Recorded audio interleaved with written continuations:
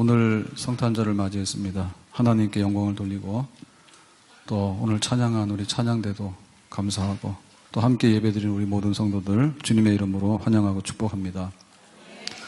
자, 오늘 말씀 중에 보면 1절에 이렇게 써 있습니다. 1절 다시 보겠습니다. 이때 가이사 아구스도가 영을 내려. 이때 예수님이 탄생하실 때 가이사라고 하는 것은 로마 황제죠. 황제가 그가 누구냐면 아구스도. 아구스도는 아우구스투스. 이 사람의 본명은 옥타비아누스죠. 옥타비아누스 황제. 이 옥타비아누스 황제는 주전 27년에서 주후 14년까지 로마 황제를 지냈고 주전 27년에 로마 원로원에서 아우구스투스라는 칭호를 받았습니다. 그래서 아구스도다 이렇게 얘기를 하는데 그가 영을 내렸다라는 얘기는 명령이죠. 황제의 명령을 내렸는데 내용은 천하로 호적을 하라 했습니다. 천하라고 하는 얘기는 로마의 지배권이 도달하는 모든 곳 거기에 이제 호적을 하라 했습니다. 그러니까 호적한다는 얘기는 뜻이 있죠. 호적은 군대의 어떤 목적, 군사적인 목적하고 또 한 가지는 세금을 징수하기 위한 그런 경제적인 목적이 있습니다. 그래서 호적을 하게 되면 내용은 뭘까요? 이름을 쓰고 그 다음에 자기의 재산을 쓰고 그 다음에 자기 직업을 쓰고 그 다음에 이제 친척이라든지 그러는 인적 관계를 쓰겠죠. 자, 이런 호적을 하라 했습니다. 자, 호적을 하라 해가지고 4절 말씀에 보니까 이렇게 호적을 하게 되는데 4절 말씀을 다시 봅니다. 요셉도 다윗의 집 족속인 고로 갈릴리 나사렛 동네에서 유대를 향하여 베들레헴이라 하는 다윗의 동네로 호적하러 가는 겁니다. 그 호적은 자기의 사는 곳이 아니라 조상들의 본적을 따라서 호적을 하러 가는 거예요. 그래서 이 요셉은 나사렛에서 살고 있었는데 이제 본래 고향이 베들레헴이기 때문에 베들레헴으로 간다, 호적하러 간다 그랬습니다. 그러면은 이 호적하러 가는 거리는 얼마냐 하면 나사렛에서 베들레헴까지는 한 140km 정도. 그러니까는 꽤 먼 거리입니다. 호적하기 위해서 이제 일부러 집을 떠나서 가게 되는 겁니다. 그래서 오늘 이 말씀을 보면 예수님의 탄생은 역사적인 사실이다 아니다? 역사적인 사실이다. 로마 시대에 아구스투스 황제 때 호적을 하라고 하는 그 명령을 따라서 그러니까 이건 역사적인 사실인 동시에 정치적인 배경을 말하는 겁니다. 그 상황이 여만여만해서 호적을 할 목적이 있었고 거기에 한 남자가 순응을 해서 호적을 하러 간다 이런 얘기죠.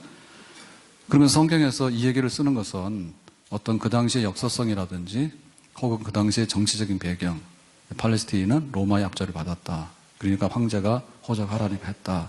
그런 사실적인 것만을 알리기 위해서 성경에 쓴 건 아니겠죠. 자, 성경에서 관심 있는 건 뭐냐면 다윗의 집 족속인 고로 다윗의 고향인 베들레헴으로 갔다 이 얘기입니다. 그러니까 이것은 예언의 성취입니다. 베들레헴 에브라다야 너는 유다 족속 중에 작을지라도 이스라엘을 다스릴 자가 내게서 나올 것이라 그랬죠. 그러니까 다윗의 자손에게서 메시아가 나온다. 그런데 그 다윗의 고향은 베들레헴이다. 그러니까 베들레헴에서 메시아가 탄생해야 된다. 그런데 그 약속이 이미 있었는데 그 약속이 이루어지는 과정이다. 이렇게 얘기를 합니다. 그러니까 예수님의 탄생은 한 역사적인 사건이라기보다는 혹은 정치적인 사건이라기보다는 메시아 예언에 관한 하나님의 약속의 성취의 사건입니다. 그러니까 이 세상적인 일에만 속하는 게 아니라 하나님의 백성에게 하나님께서 약속하신 구원이 어떻게 이루어지는가를 성경에서 말을 하고자 하는 것입니다. 하나님의 뜻이고 하나님의 섭리가 여기 들어있는 거죠. 그러니까는 아구스도 황제가 명을 내렸다라고 하는 거고 요셉이 자기 고향으로 가서 호적을 하러 간다라고 한 얘기는 어떤 정치적인 사건의 연결이 아니라 거기에는 하나님의 섭리와 하나님의 구원 역사가 개입되어 있다 이런 얘기가 되겠습니다. 그래서 이 베들레헴이라고 하는 것은 다윗의 동네다 그랬는데 다윗 그러면 베들레헴이죠. 다윗이 목동으로서 양을 치면서 살았던 활동했던 데가 바로 베들레헴입니다. 그리고 베들레헴이라고 하는 뜻은 떡집이라고 하는 뜻입니다. 떡집. 그래서 그 지명이 가지고 있는 떡집이라는 의미가 바로 다윗의 자손 메시아가 해야 되는 일에 대한 정보를 제공하고 있는 거예요. 그러니까는 베들레헴은 떡집인데 떡 그러면 먹는 거 아니에요. 밥이잖아요.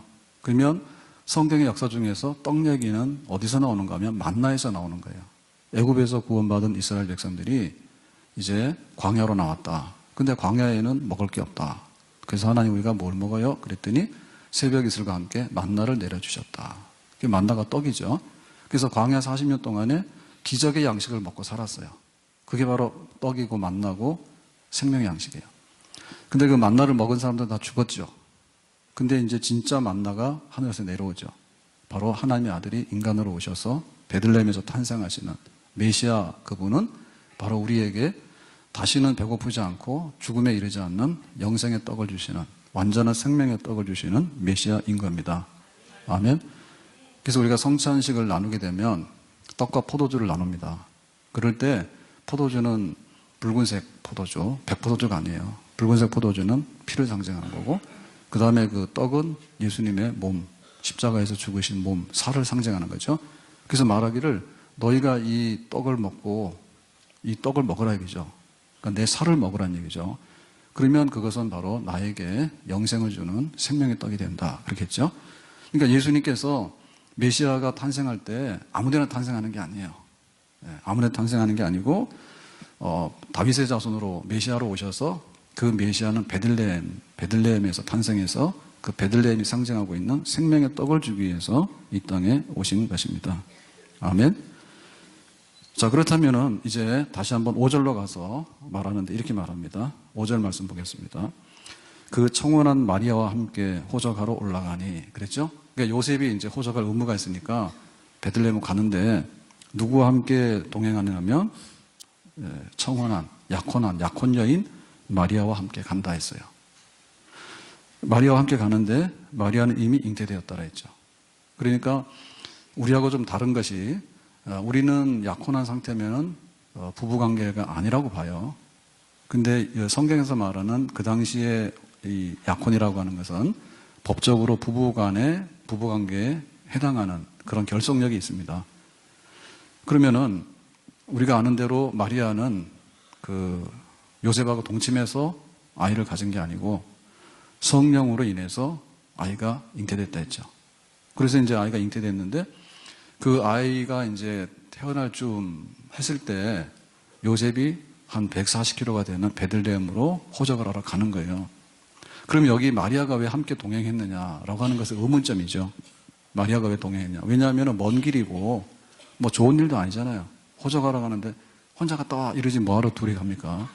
더군다나 지금 거의 만삭이 됐잖아요. 그건 굉장히 위험하죠. 본인도 위험하고 산모도 위험하고 태중에 있는 아이도 위험하잖아요. 그런데 왜 함께 동행해서 베들레헴까지 동행해서 갔겠느냐 그거예요. 그러니까 이 사건은 그 예수님 탄생하실 때 탄생지가 어디라 했어요? 베들레헴이라 했죠. 예언된 탄생지가. 근데 만약에 나사렛에 있었으면 나사렛에서 아이를 낳았을 거 아니에요. 그러면 우리가 나사렛 예수할 때 그 예수는 나사렛에서 생활을 했지만 출생지는 베들레헴이 되거든요.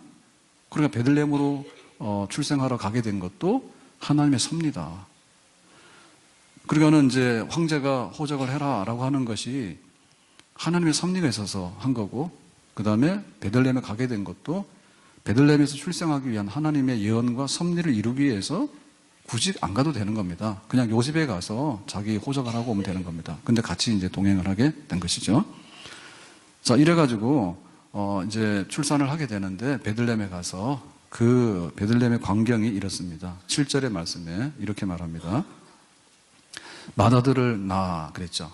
그러니까 요셉과 마리아의 아들인데 사실은 부부관계 하에서 낳은 게 아니라 성령으로 잉태해서 하나님이 보내신 하나님의 아들을 낳았어요. 강보로 싸서 그랬죠. 그러니까 정상적으로 아기가 출생한 겁니다. 정상적으로 아기가 출생했으니까 그 아기를 강보에 싸겠죠. 보자기에다 싸겠죠. 이불에다 싸겠죠. 그래서 어디다 뉘었습니까? 구유에 뉘었으니 그랬죠. 자, 구유라고 하는 건 뭐예요? 침대가 아니에요.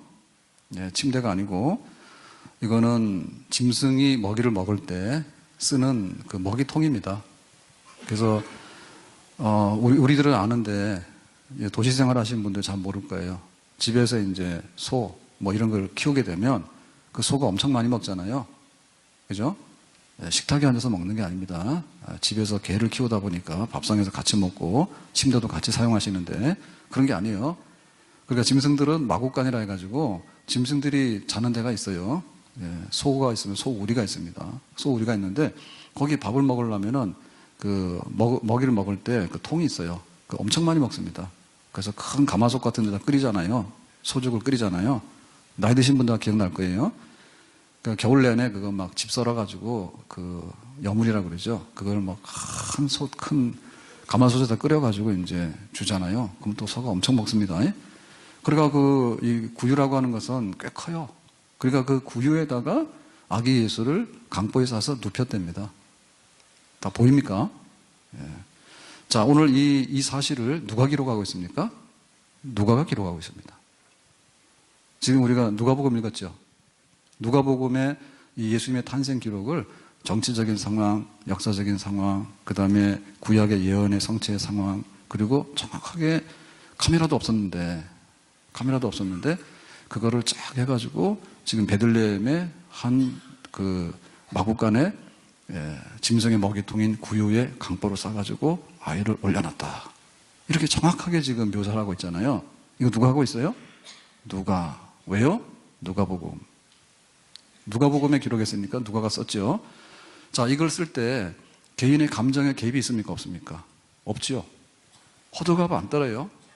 막 김일성이랑 김정일이랑 김정은 3대는요 엄청나게 자기 출생에 관해서 호들갑을 떱니다. 왜냐하면 뭔가 불안하고 들키기 싫은 구석이 있기 때문에 그래요. 그래서 자기를 자꾸 신격화시키려는 거예요. 그래서 나는 대단하고 우리의 출생지는 뭐 백두혈통이고 이런 걸 막 얘기를 하는데 사실 이건 뭐냐면 다 뻥입니다.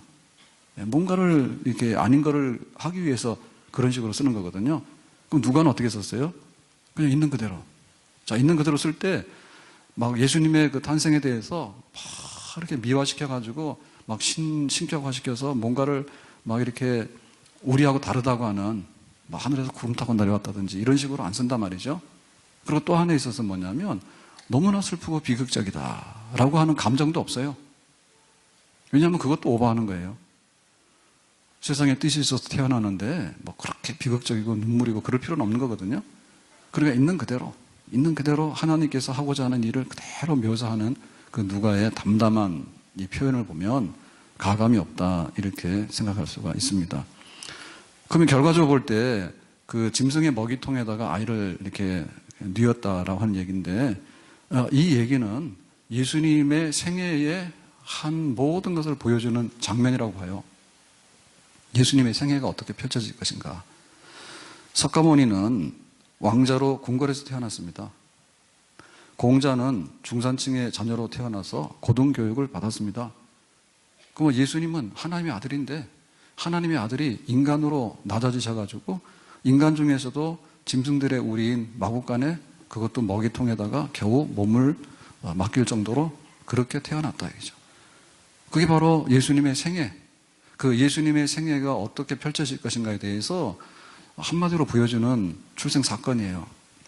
그러니까 예수님은 병든 사람의 또 가난한 사람의 그리고 약한 사람의 그리고 미련한 사람의 그리고 외로운 사람의 그리고 소외된 사람의 그리고 못생긴 사람의 그리고 무능력한 사람에게도 문제가 없는 그런 삶을 펼쳐갈 것을 보여주는 정말 세상에 잘나고 위대한 사람들하고 친구 되기 위해서 이 땅에 오신 게 아니라 이 세상에서 제일 낮은 곳에 짐승의 등급, 짐승의 먹이통 등급으로 살아갈 수 있는 사람들 틈바구니 속에 살기 위해서 예수님이 오신 거죠.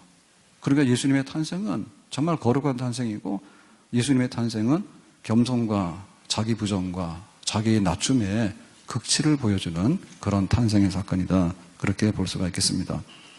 그러니까 우리 기독교라고 하는 것은 부자의 종교가 아니고 기독교는 권력자, 세상의 정복자의 종교가 아니고 기독교는 높은 자의 종교가 아니고 기독교는 지식인의 종교가 아니고 기독교는 귀족의 종교가 아니더라.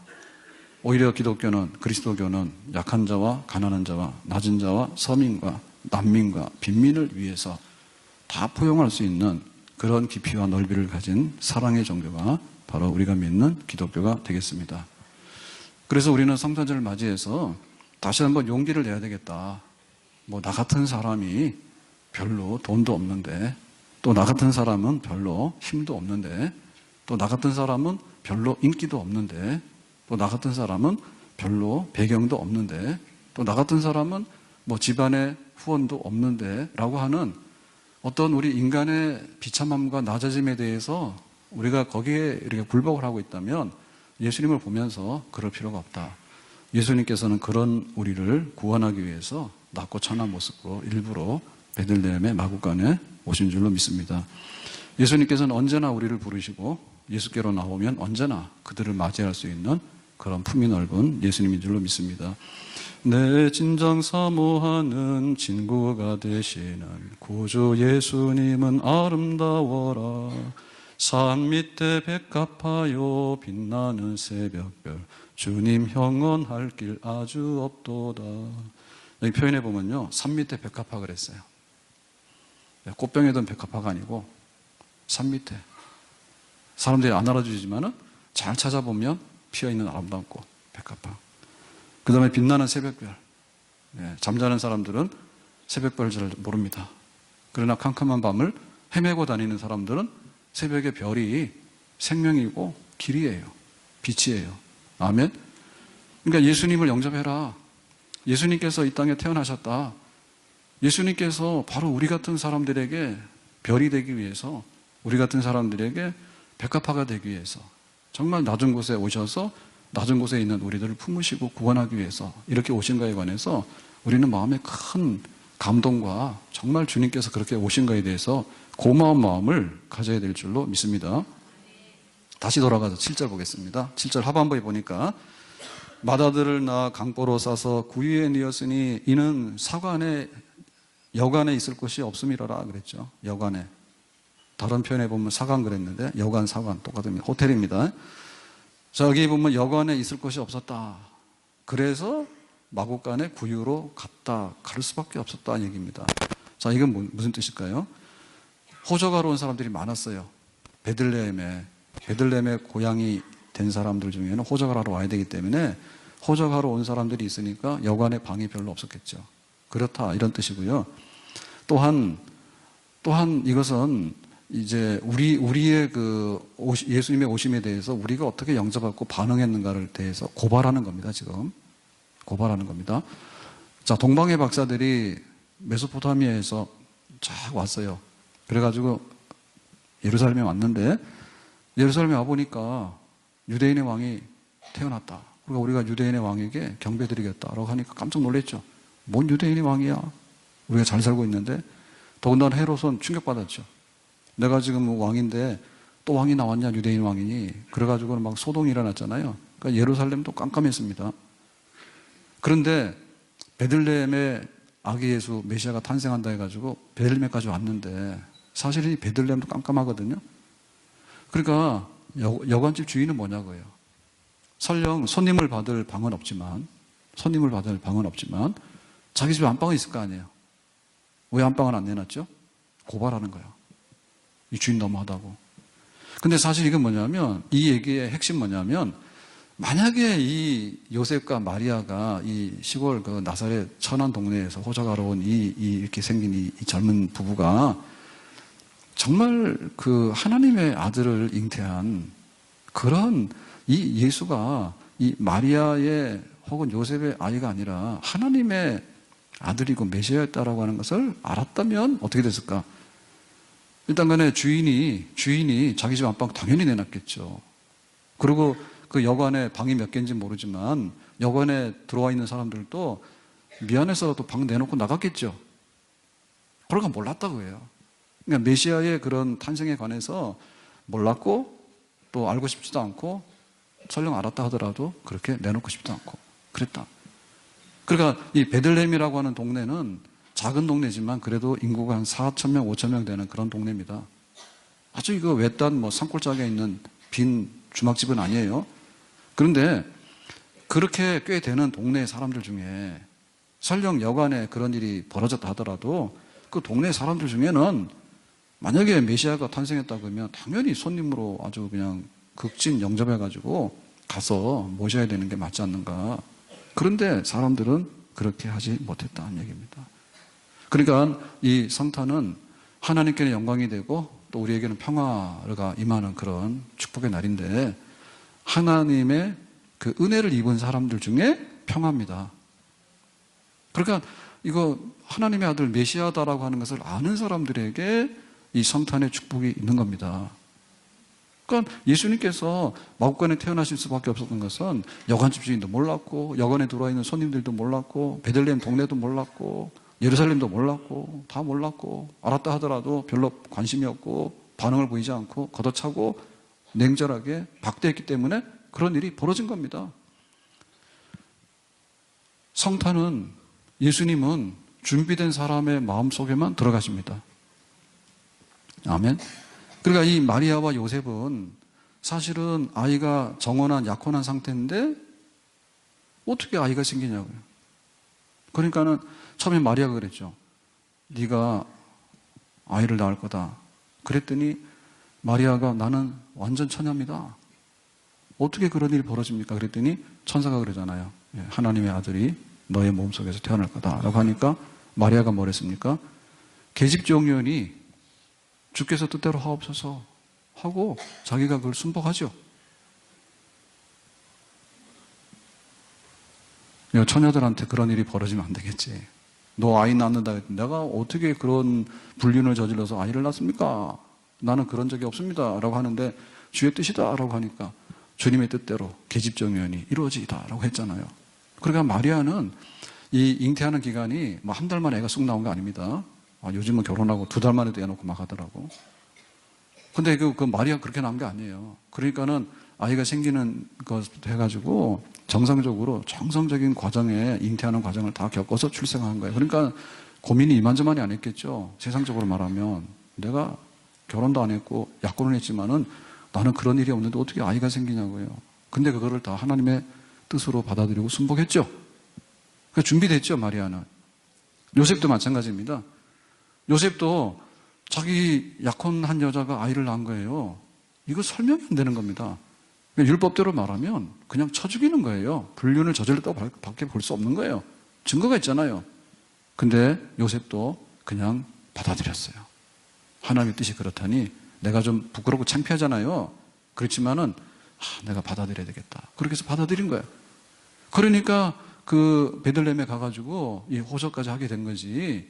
중간에 여자 내가 처녀인데 이런 일이 생기니까 하나님 아니에요 라고 하거나 혹은 그 약혼한 남자가 네가 왜 이렇게 아이를 가졌냐 이거는 말이 안 된다라고 했으면은 이거는 이미 다 깨지는 거죠. 근데 그것을 받아들였기 때문에 이 베들레헴의 탄생에 예수 탄생이 이루어지게 된 겁니다.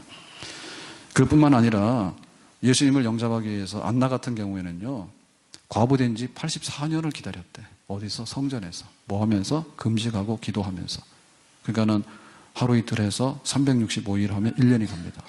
365 더하기 1, 2, 3, 4, 5, 365. 그러면 또 2년이 갑니다. 그거를 84년, 과부된 지 84년 동안에 메시아가 온다는데, 야, 그 메시아가 어떤 분일까? 그거를 기다리는 거야. 그러니까 20대 초반에 과부가 됐거든요. 결혼한 지 7년 만에 남편이 죽어서 과부가 됐으니까, 그러니까 그 20대 초반에 과부가 돼가지고 20대를 보내고 30대를 보내고 40대를 보내고 그렇게 해서 84년을 메시아가 오기를 기다린 거예요. 그런데 어느 날 아기 예수 탄생해가지고 이제 성전에 와서 정결 의식을 거행하는데 하나님께서 말씀하시는 거예요. 저게 지금 요셉이 마리아가 안고 오는 아이가 메시아라고. 그러니까 안나가 얼마나 감격했습니까? 84년을 기다리니까 그 메시아 탄생에 그 감격을 누리게 된 거예요. 그러니까는 하나님을 향해서 믿음을 가지고 열린 마음을 가지고 기다리는 이에게 예수님의 탄생과 하나님의 축복이 우리 가운데 임하게 되는 줄로 믿습니다. 동방의 박사들은 별을 연구하다가 거기서 예루살렘까지 왔죠. 1000km가 넘는 먼 길을 그리고 예물까지 준비해가지고 왔습니다. 그렇게 준비된 사람들에게 예수님을 맞이할 수 있는 예수님을 영접했던 그런 은총이 있었고 예루살렘이 됐던 베들레헴이 됐던 여관집 주인이 됐든 간에 알아보지 못하는 사람들에게는 귀찮은 사건이고 이거는 그냥 세상의 공휴일이야. 그냥 노는 날입니다. 오늘 우리에게는 하나님의 사랑을 입은 자들에게는 내게 믿음을 주셔가지고 예수님을 영접한 자들에게는 평화가 있다 했는데 진정한 예수님의 평안과 안식과 축복이 우리 속에 임하기를 주님의 이름으로 축복합니다. 우리가 참 소망이 내 집 하나 갖는 거, 내 방 하나 갖는 거죠. 그죠? 네, 자기 방 하나 갖는 거. 요즘에 청년들이 참 안 됐어요. 시대를 잘못하고 나서. 그러면 취직하고 나서 갖고 싶은 게 뭐예요? 사실은 자기 혼자만의 공간, 자기 방 갖는 거, 그런 게 소망 아니에요? 그렇게 되기를 바랍니다. 그래서 조금 더 발전하면 두 사람이 살 수 있는 결혼해서 집을 갖는 겁니다. 또 그렇게 되길 바랍니다. 또 집에 아이들을 많이 놓기를 바랍니다. 네, 어제 우리 이틀 만에 보죠? 어제 봤죠? 네, 반갑습니다. 자, 어제 저녁이 아니다. 오후에 우리 성탄 발표회가 있었는데, 그래서 막 해서 잘 지냈어. 그래서 나갔더니 참 반가운 게, 김순복 집사님 남편께서 교회로 오셔서, 오늘 왔나 모르겠어요. 일어나 보세요. 어제 등록했는데, 어디 있어요? 새아들 아빠. 안 왔어? 남자가 신실하지 못해. 집에 가서 이르세요. 어제 와가지고 카드를 쓴 거야. 그래가지고 막 악수도 하고 사진도 찍었거든요. 사진 찍은데 하루도 안 되는데 안 와요. 오늘 예수님 탄생한 날인데 너무했어. 예. 할 말 다 잊어버렸습니다. 갑자기 그러네요. 예, 칭찬하려고 찾았는데 없어. 어떻게 된 게. 제가 찾은 날은 없더라고요. 영감이 옵니다. 제가 이름이 떠오르면은 이제 자, 그랬는데 사실은 우리가 태어나기도 전에 아이들 태어나기도 전에 요즘 애들이 너무 귀하잖아요. 그러니까는 뭐 온갖 거 다 준비한다며요. 애들 용품들. 그래가지고 유모차가 얼마 한다고 요즘에는? 유모차도 뭐 몇십만 원하고 100만 원 한다며. 그런 거 쫙 사다 놓고 애기방도 다 꾸미고. 근데 애가 잘 안 생겨 요새는. 하여튼 간에 난리야. 집에 애 하나가 태어나면은 난리야 거기에 대해서. 그런데 하나님의 아들 예수님께서 탄생하셨는데 빈방 하나가 없어가지고 마구간에 가도록 해서 되겠냐 얘기입니다. 마구간에 가도록 해서 되겠냐 얘기입니다. 우리에게 내 방도 중요하고 우리 집도 중요하고 또 친구가 오면은 내줄 수 있는 사랑방도 중요하고 뭐 우리가 태어나 아기가 있으면 아기를 위해서 준비하는 방도 중요하고 우리 집에 아이들이 있으면 아이들 방을 하나씩 주는 것도 중요하지만 정말 없어서는 안 되는 거 제일 먼저 준비해야 될 방이 있다면 예수님을 모시는 방, 예수님과 함께 살 수 있는 그런 집을 만들어 드리는 것이 우리에게 우선순위가 있는 줄로 믿습니다. 아멘. 그럼 집에 가가지고 오늘 성탄절날 예수님 모실 방 만들라 하니까 가가지고 방 다 비워두려 하시는데 그럴 필요 없습니다. 예? 안 그래도 방 없는데 그 빈 방 또 만들면 안 됩니다. 자, 이 뜻은 무슨 얘기인가 하면 예수님께서 정말 필요하는 곳에 가는 걸 의미하는 거예요. 예수님께서 여기 그 아기 예수로 탄생했을 때 갔다가 눕혀야 되겠는데 누울 자리가 없으니까 짐승의 먹이통을 빌린 겁니다. 그러니까 지금도 예수님께서는 이 땅에 오셔서 가고 싶은 데가 많아. 그러니까 예수님께서 있고 싶은 데가 있어요. 예수님께서 카페 가셔가지고 우아하게 차 마시고 거기서 몇 시간씩 앉아 있겠습니까? 조금은 하겠는데 오래도록 안 할 것 같아. 왜냐하면 가난한 사람들이 와서 먹을 거 달라 하고 또 아픈 사람들이 와가지고 치료해 달라 하고 또 외로운 사람들이 와서 나하고 좀 말동무 좀 해달라 하고 길을 잃은 사람들이 와가지고 길 좀 알려달라고 하고 예수님 바쁘죠? 한가하게 뭐 거기 가가지고 막 이렇게 그럴 상황이 없어요. 그러니까 예수님을 모시는 방이라고 하는 것이 예수님을 우리가 맞이할 수 있는 방이라고 하는 것이 그냥 우리끼리 우아하게 만들어 놓고 분위기 잡아가지고 쉴 수 있는 그런 방은 아닙니다. 네, 그런 걸 의미하는 게 아닙니다. 그러니까 사치성 방이 아니란 말입니다. 사치성 방을 의미하는 거 아니에요. 어제 저녁에 성탄 이브라서 일찍 오후에 끝나고 나서 집에 가서 요즘에는 성탄절 조용하더라고요. 밤에 저녁 먹고 산책 나갔는데 굉장히 조용해. 사람들이 없어. 그래서 성탄절 전야인데 왜 이러냐. 그러고 왔는데 저희 둘째가 늦게까지 안 들어오는 거예요. 그래서 어딨냐 그랬더니 벨 누르고 딱 들어오더라고. 그래가지고 하여튼 간에 이렇게 이렇게 앉아가지고 늦게 와가지고 또 얘기 좀 하고 그러면서 사진 찍자 해가지고 집에 산타 모자가 하나 있어요. 눈 펑펑 쏟아지는 날, 수요일 날 오후에 집에 가자 그랬더니 우산을 안 쓰고 간대. 산타 모자를 쓰고 간대요. 그래서 그러시면 안 된다고. 그래서 내가 우산을 쓰게 하고 그 대신에 산타 모자를 못 벗겼어요. 네, 안 벗는다니까. 그래서 이제 같이 갔다. 그랬더니 이제 집 앞에 아파트 앞에 가가지고 눈이 막았잖아요. 그래서 거기서 사진 찍었죠. 그래가지고 산타 모자를 쓰고 찍으니까 폼 나더라고. 그거 아직도 교회에다 반납 안 했어요. 교회 거예요. 그래서 어제 또 밤에 야 우리 상사는 저기니까 찍자 해가지고 또 그걸 또 쓰더라고. 산타 모자 또 쓰더라고. 네, 그래가지고 찍었어. 그리고 이제 여기 집에 안 온 아이들한테 가족 카톡방에다 올렸어. 야 우리 이렇게 아주 지낸다 그랬더니 하여튼간에 그랬습니다. 그러니까 이거는 분위기 문제가 아니에요. 예수님을 눕힐 수 있는 그런 방 하나를 만들자라고 하는 것은 분위기가 아니라 실제 우리 삶 속에 들어가서 예수님께서 원하시는 자리를 대신해 주는 거. 그거 우리 해야 될 일입니다. 아멘. 1895년 샌프란시스코 항을 떠나 1895년 샌프란시스코 항을 떠나 아시아 대륙 끝 조그만 미지의 나라로 향하는 배 위에서 유진 벨 할아버지는 선교사죠, 그죠? 자신의 한국에 내린 첫 걸음이 100년이 넘는 엄청난 역사를 만들어 내리려는 것을 예감하셨을까? 그 임요한의 책, 내 고향은 전라도, 내 영은 한국인, 그 책 중에 있는 글입니다. 신사참배를 거부하다가 강제 출국당한 윌리엄 린턴 할아버지를 해방 후 다시 한국으로 이끌었던 힘은 무엇이었을까? 교통사고로 세상을 떠나시기 전까지 검정 고무신으로 남도 자락 곳곳에 600여 교회를 개척하셨던 아버지 휴린턴입니다. 초인 같은 열정은 어디서 나오는 것일까? 자기 아버지, 그 다음 할아버지, 그 다음에 외 증조 할아버지까지를 말하면서 쓰고 있는 글이에요. 우리가 예수님 믿는다 하는데 막상 예수님께서 하고 싶고 예수님께서 계시고 싶은 곳에는 우리는 안 가. 예수님 일은 예수님 일이고 내 일은 내 일입니다. 내가 신앙생활 하지만 나는 내 업무를 볼 뿐입니다. 예수님께서 가라 하면 안 갑니다. 내가 가고 싶은 데로 갑니다. 그런데 정말로 예수님 탄생했을 때 그 영접했던 그런 사람들은 예수님의 일을 내 일로 알고 예수님이 가고 싶은 데를 가서 예수님이 하고 싶은 일들을 해냈습니다. 우리가 그런 그리스도인이 되고 그런 교회가 되어야 될 줄로 믿습니다. 한국에서 가장 싼 것은 한국인입니다. 어느 누구도 영혼이나 육체에 대해 신경 쓰지 않습니다. 여러분 그리스도인들이여, 이들이 벌거벗은 채로 앉아서 무감각적으로 죽어가는 것을 아무도 돌보지 않더니 시간이 없습니다. 앞으로 나가야 됩니다. 자, 이게 그 한국 선교를 호소하는 어느 선교사의 외침인데, 선교사 포사이트가 미국에 가가지고 한국 선교에 대해서 호소하는 말입니다. 한국에서 제일 싼 거는 한국인입니다. 인간 같지 않게 살고 있습니다. 이 말이죠.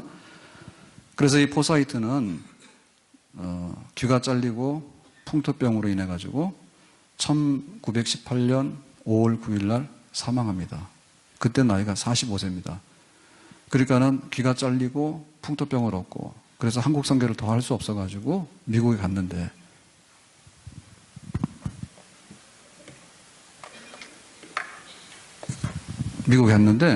그 미국에서 7년 동안 투병 중에 그래도 한국 선교를 호소하다가 45세 죽었어요. 그래서 이 소식을 들은 선교사들이 포사이트 선교사를 추모하는 결의문을 채택을 하는데, 그 결의문이 이렇게 되어 있습니다. 그는 하나님을 위해 자신을 불태웠다. 지칠 줄 모르고 그칠 줄 모르고 언제나 기도에 전념하면서 그는 전 세계의 모든 죄와 슬픔을 자신의 마음으로 견딤으로써 그를 알고 있는 한국인들은 오늘까지도 그를 가리켜 다시 우리 가운데 오신 예수님이라 한다. 다시 우리 가운데 오신 예수님이라 한다. 포사이트 선교사가 한센병 여자를 발견하고 광주 가는 길에 자기가 말에서 내려서 그 여자를 태우고, 그래서 이제 치료를 시작한 게 우리나라 최초의 한센병 치유의 역사입니다. 이 광주에 있다 쫓겨나가 여수 가게 된 거고요. 그 포사이트 선교사가 교회 안에 기습을 당해가지고 귀가 잘라지게 되고 한국 땅에서 풍토병을 얻게 되고 그래서 미국 가서 7년을 투병하면서 한국 선교 외치고 죽었다. 그런데 그런 결의문을 선교자들이 채택해서 기록에 남긴 거예요. 오늘 뜻깊은 성탄절인데 우리의 삶을 한번 돌아보면서 우리는 정말 그 예수님을 마음에 모시고 정말 살고 있는가? 그렇다면 예수님의 일이 내 일이 되어야 되겠고 예수님이 가시는 곳에 내가 가야 되겠고 예수님의 마음이 우리 마음이 되어야 될 줄로 믿습니다. 우리가 늘 십자가를 바라보고 십자가를 정말 바라보고 산다 하면서도 때로는 우리는 십자가가 아니라 우리의 바벨탑을 쌓으면서 살고 있는 겁니다.